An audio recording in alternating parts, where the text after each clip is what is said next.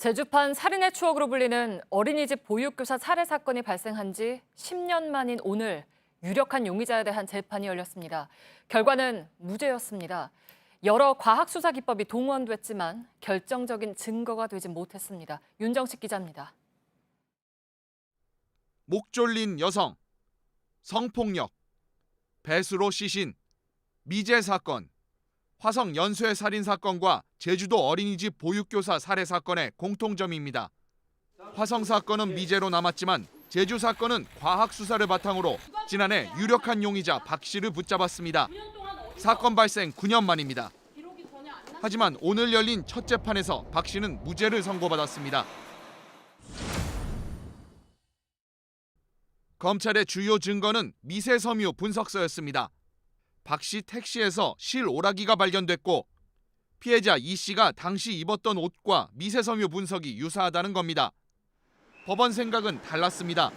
불특정 다수가 타고 다니는 택시의 특성상 다른 사람 옷도 비슷할 수 있다는 겁니다.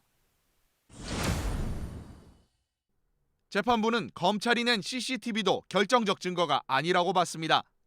당시 윤 씨가 몰던 택시는 흰색 NF 소나타. 전문가들은 범행 당시 현장 주변 CCTV에 찍힌 차량이 비슷하다고 봤습니다. 하지만 법원은 이런 정황 증거로는 박 씨를 용의자로 특정할 수 없다고 봤습니다.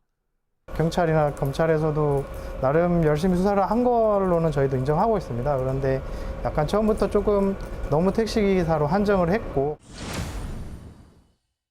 과학 수사로 얻은 것도 있습니다. 당시 시신이 지나치게 깨끗하게 발견되면서 경찰은 범행 시간 특정에 애를 먹었습니다.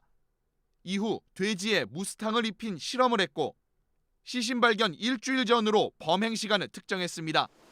과학 수사로 용의자는 입증해야 할 알리바이 시간이 정해진 겁니다. 무죄 선고로 박 씨는 풀려났습니다. 하지만 검찰이 항소에 나서기로 해 이 사건을 둘러싼 공방은 계속될 전망입니다. JTBC 윤정식입니다.